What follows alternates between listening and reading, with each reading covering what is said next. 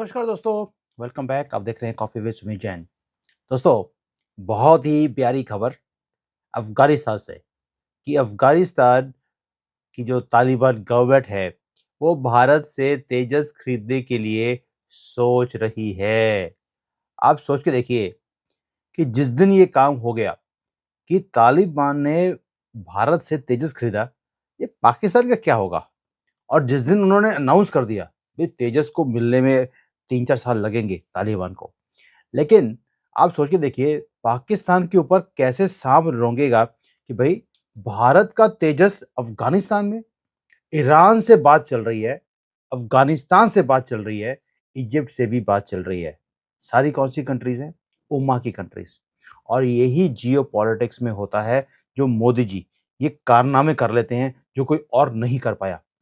अब एक तो ये चीज़ होगी कि हम भी सोचेंगे कि भई अगर तेजस अफ़गानिस्तान में चला जाता है, दुश्मन का दुश्मन दोस्त होता है।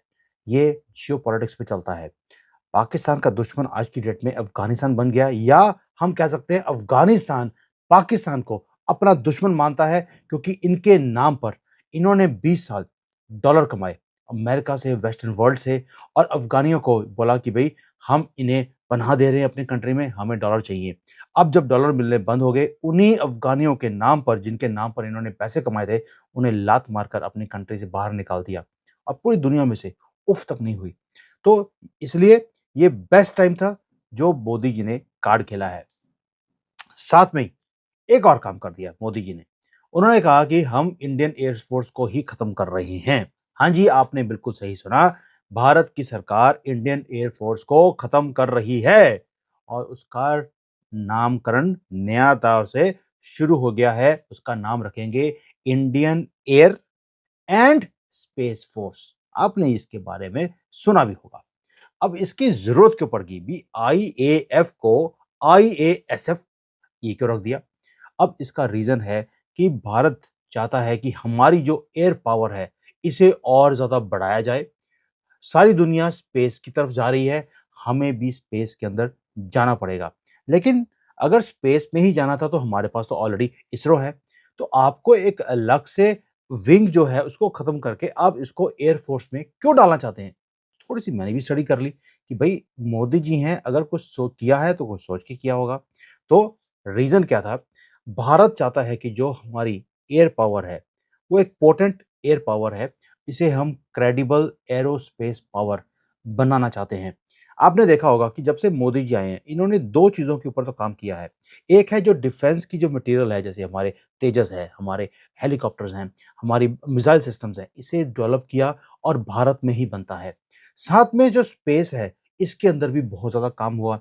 हमने देखा चंद्रयान-2, चंद्रयान-3, अब उसके बाद मंगलयान जाएगा, हमारा अपना स्पेस में हमारा एस्ट्रोनॉट जाएगा। ये सारे काम मोदी जी करते जा रहे हैं। सैटेलाइट्स भेजनी है, 100-100 सैटेलाइट एक बार में भेज देते हैं। और भाई गुजराती है, इसको पता है कि भी एक सैटेलाइट भेजने का भी खर्चा उतना ही है, 100 का भी उतना ही है, तो 100 भेज दो और वर्ल्ड रिकॉर्ड बना दिया उन्होंने। यही तो होता है। तो ये हम गुजरातियों में यही एक महारत है जो कोई समझ नहीं सकता। अब जो ये एयर पावर है उसे क्रेडिबल एरोस्पेस क्यों बना रहे हैं? हमने देखा कि जब ट्रम्प थे, ट्रम्प ने भी अपने टेन्योर में एक शुरू किया कि भई हम एक एयर फोर्स शुरू कर रहे हैं। ऊपर जैसे स्पेस को यूज़ करेंगे फॉर डिफेंस। और ये बहुत इंपॉर्टेंट है भारत के लिए। हम लोग घिरे हुए हैं पाकिस्तान, चाइना जैसी कंट्रीज़ के साथ और हमें इस चीज़ों को यूज़ करना पड़ेगा। अब भारत के पास टेक्नोलॉजी है, पावर है, हमारे पास ट्रेन्ड लोग भी हैं। अब आप बोलेंगे अभी तो शुरू भी नहीं किया हमने। भई अभी तो हमने स्पेस एक्सप्लोरेशन को शुरू किया नहीं है। आप बोल रहे हैं कि हमारे पास ट्रेन्ड पावर है। ये भी आपको समझाऊँगा वो कैसे। और एंड में आपको मैं ये भी बताऊँगा कि मैंने लोगों से बात करी जब, तो लोगों ने मुझे लिखकर मेरे व्हाट्सएप के ऊपर अपने मुझे कमेंट्स भेजे, मैं वो भी शेयर करूँगा इस सारी चीज़ के ऊपर लोगों के कमेंट्स क्या हैं। आपको बड़ा मज़ा आएगा इसको। अभी सुनिए। अभी होता क्या है कि भई जो ये भारत है, भारत ने सोच लिया कि मैं 2047 तक हम एक डेवलप्ड कंट्री बनेंगे। तो भारत ने जितनी भी स्कीम्स हैं, भारत की स्कीम्स अब 1 साल की होती ही नहीं है, जैसे कांग्रेस के टाइम पे होती थी। अभी है अगले 25 साल का विज़न कि 2047 में हमारा स्पेस का विज़न क्या है। उसके लिए जो हमारा इंडियन एयर फोर्स है, इन्होंने एक पूरी presentation the government of India को कि भई हमें जो आईएएफ है, इसे अब चेंज कर कर आईएएसएफ क्यों करना है?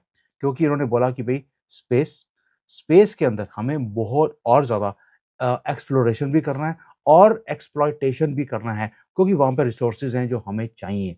जैसे कि डिफेंस के लिए या इवन कि अगर हमने कोई और जैसे मार्स है या मून के ऊपर कुछ स्टेशन बनाने हैं या हमारा स्पेस के ऊपर जो हमारा मैन्ड होगा स्पेस स्टेशन वो बनाना है, उसके लिए हमें आज से ही काम करना पड़ेगा और इंडियन एयर फोर्स इसके अंदर बहुत ज़्यादा हमारी हेल्प कर सकती है। रीज़न क्या है? रीज़न है कि एक तो जो स्पेस है जब उसके उसको हम लोग यूज़ करते हैं नॉट ओनली फॉर सैटेलाइट भेज दिए, लेकिन इसको हम इंटेलिजेंस के लिए, सर्वेलेंस के लिए, इसके लिए भी यूज़ कर सकते हैं। नेविगेशन कैपेबिलिटीज़ को इंक्रीज़ करने के लिए हम यूज़ कर सकते हैं। एक तो ये है जो आईएएफ हमें हेल्प कर सकता है। क्यों? इनके पास ट्रेंड है। जैसे पहले बोला हमारे पास ऑलरेडी ट्रेन्ड पीपल हैं। अब क्या होता है कि जब भी जो हमारे पायलट्स हैं, जब इनकी ट्रेनिंग होती है, उन्हें स्पेस की ट्रेनिंग भी दी जाती है क्योंकि जो प्लेन उड़ाने वाले हैं, जो फाइटर प्लेन्स उड़ाते हैं, उन्हें बहुत एक्सट्रीम कंडीशंस में काम करना पड़ता है, which is very similar to जो स्पेस में जाते हैं। तो वो सारी ट्रेनिंग्स इन्हें साथ-साथ में दी जाती हैं। People are already ready for it. थोड़ी-सी और एक्स्ट्रा ट्रेनिंग देनी है एंड हम स्पेस पे पहुँच सकते हैं।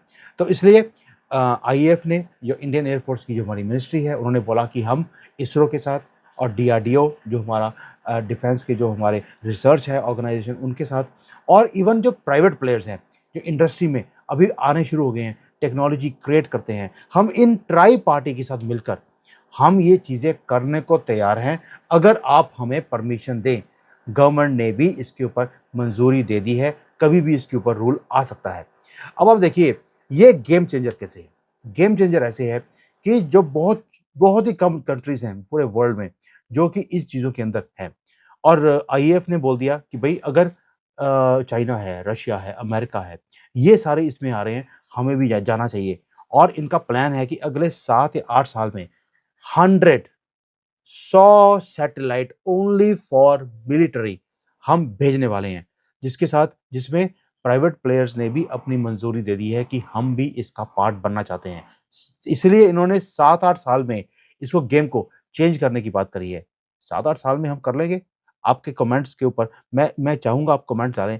क्या भारत अब अगर बोलता है कि मैं अगले 7 साल में 100 सैटेलाइट ओनली फॉर मिलिट्री भेजूँगा, क्या भेज सकते हैं? ये अपने जो है आपकी कमेंट्स क्या हैं, मुझे सुनने हैं क्योंकि मैंने जब ये वीडियो बनाना था उससे पहले मैंने लोगों से शेयर किया। मेरे पास कमेंट्स हैं, अभी मैं शेयर करूँगा आपके साथ। अब जो हमारे एयर चीफ मार्शल हैं, वी.आर. चौधरी, इन्होंने कई बार बोला, मैंने कई इनकी वीडियो सुनी है क्योंकि मैं डिफेंस को इंडियन डिफेंस को बहुत ज़्यादा फॉलो भी करता हूँ आज की डेट में। उन्होंने बोला कि इंडिया को डेवलप करना चाहिए डिफेंसिव एंड ऑफेंसिव कैपेबिलिटीज़ और स्पेस हमें जो ऑफेंसिव है, डिफेंसिव के लिए तो हमारे पास एयरप्लेन्स हैं, लेकिन ऑफेंसिव किसी को अटैक करना है, किसी ने हमारे ऊपर सरप्राइज़ अटैक कर दिया, हमने उनके ऊपर अटैक करना है, तो हमें ये चीज़ करनी पड़ेगी एंड जो हमारा एक मिशन था, मिशन शक्ति, उसको अब आगे लेके जाना पड़ेगा जो हमने मार्च 2019 में शुरू किया था।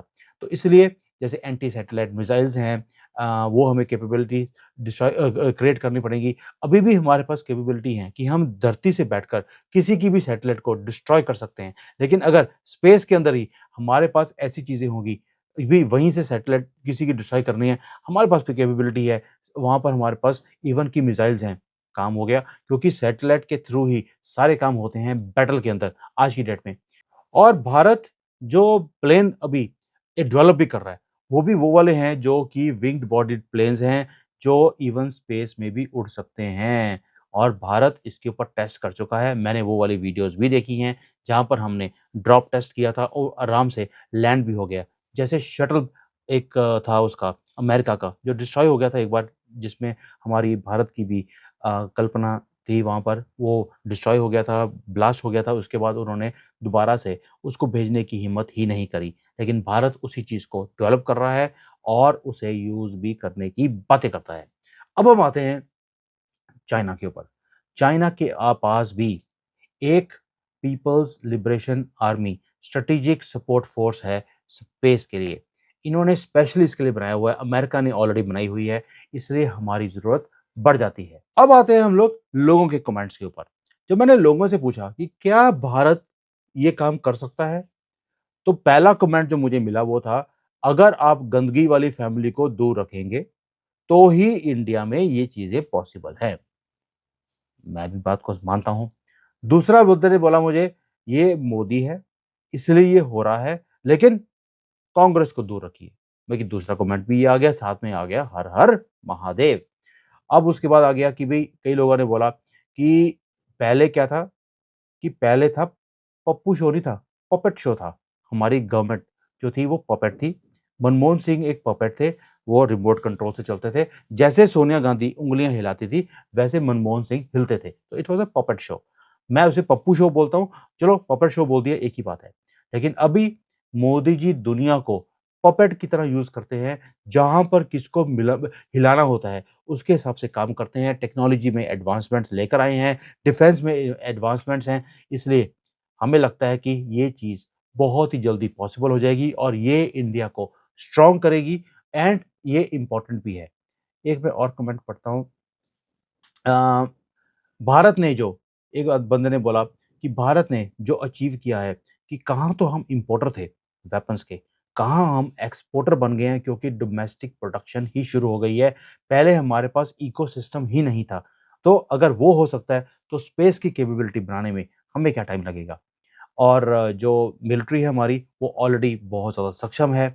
इसलिए जो ट्रांज़िशन है आईएएफ का आईएएसएफ में, वो बहुत ही ज़्यादा ईज़ी हो जाएगा और जो हमारी एयर फ़ोर्स है, it is going to become very, very strong and super strong, और ये चैलेंज देगी कम्युनिस्ट चाइना को। भी लोगों को पाकिस्तान से और चाइना को, बस इन 2 कंट्रीज़ को ही मुकाबला करना है भारतीयों को, और कुछ हमें सूझता ही नहीं है। और यही जज़्बा है दोस्तों, मुझे अच्छा लगता है। एक आदमी ने लिखा कि भई ये पैट्रियोटिक बीजेपी की गवर्नमेंट है, ऑनेस्ट है, विज़नरी है और एक विज़नरी प्रधानमंत्री है मोदी जी नाम का। इसलिए इसका नाम आईएएसएफ रखने की बजाय भारत डिफेंस पावर होना चाहिए। चलिए, आपकी सजेशन मैं मोदी जी तक पहुँचा दूँगा, हमारी बात होती रहती है। तो एक आदमी ने और लिखा, स्कैमग्रस्त, कांग्रेस का नाम रख दिया, स्कैमग्रस्त को दूर रखिए सेंट्रल गवर्नमेंट से। तो ये सारे के सारे काम जो आपने बोला है कि 7-8 साल में पूरे होने हैं, ये तो 4-5 साल में ही हो जाएँगे। भले अब ये तो लोगों का हाल है।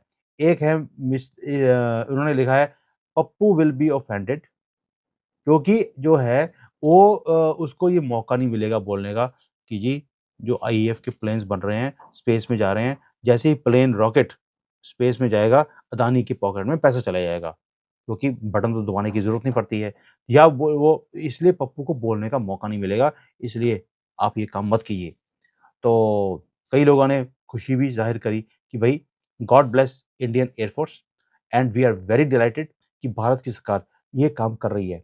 और एक आदमी ने और लिखा कि Modi ji is a true leader. इन्होंने ऐसी कैपेबिलिटीज़ बनाई हैं और सेल्फ कॉन्फिडेंस एक डाला है हमारी इंडियन एयर फोर्स के अंदर, जो जज़्बा हमारे पास ऑलरेडी था, लेकिन उन्होंने एक कॉन्फिडेंस भी दिया है, चिंता मत करो, मैं तुम्हारे साथ हूँ। एक आदमी ने बहुत अच्छा कमेंट दिया, उन्होंने बोला भई आपको जो है इसके ऊपर जो जो एडवाइस है, वो लेनी चाहिए पढ़ा-लिखा लीडर केजरीवाल से। वो कहते हैं कि भई अगर आप उससे लोगे, तो वो तो कोई ना कोई रेवड़ी बाँटने की बात करेगा, तो उसने आईएएफ के नाम पर भी कोई ना कोई रेवड़ी बाँट देनी है कि भाइयों-बहनों, अगर आप मुझे वोट देंगे, केजरीवाल बोल रहा है, तो मैं आपको आईएएफ इंडियन एयर फोर्स के प्लेन में फ्री की राइड दूँगा सबको, स्पेस में जाने की। तो आपको थोड़ी-सी एडवाइस उससे भी ले लेनी चाहिए। तो दोस्तों, ये सारे कमेंट्स हैं जो मेरे पास आए, मैंने बोला चलो आपके साथ मैं डिस्कस कर लेता हूँ। बहुत ही इम्पोर्टेंट मूव है, अगर तालिबान हमारे से प्लेन खरीद लेता है, तेजस, आप सोच के देखिए, क्या एक मैसेज आएगा पूरी दुनिया में और स्पेशली टू पाकिस्तान, इनकी तो फटके हाथ में आ जाएगी। और as far as China is concerned, वो इतनी देर से अपने जो जेएफ उनके फाइटर प्लेन्स हैं, उनको बेचने की बात करता है। पाकिस्तान में फैक्ट्री भी लगाई इसी चीज़ के लिए, लेकिन कोई भी काम हुआ नहीं। वो उड़ते हैं, उड़ने से उनके अंदर इतने डिफ़ॉल्ट्स हैं कि कुछ कहने की बात नहीं है। हमने ठीक है 15-20 साल लगाए एक तेजस को डेवलप करने के लिए, लेकिन हमने ऑल वेदर, ऑल एल्टीट्यूड्स में यूज़ करने के लिए कैपेबिलिटी बनाई है and it's a world class fighter jet. और अभी तो हमारा अगला आने वाला है अगले साल में। उसके बाद तो हमारी एयर पावर इतनी ज़्यादा स्ट्रॉन्ग हो जाएगी, किसी को भी हम मात दे सकते हैं। दोस्तों, it was a very interesting video for me. मैंने बोला आपके साथ डिस्कस करता हूँ। आप अपने कमेंट्स में ज़रूर डालिए कि अफ़गानिस्तान को हमारे जब प्लेन्स जाएँगे, तो पाकिस्तान के साथ क्या होगा? पाकिस्तान की क्या, क्या, क्या हो जाएगा? Thank you. जय Hind. Vande Mataram. Hi there. If you liked the video, please don't forget to smash the like button, subscribe to our channel, and activate the bell icon so that you receive all notifications whenever we upload a new video. Thanks for watching.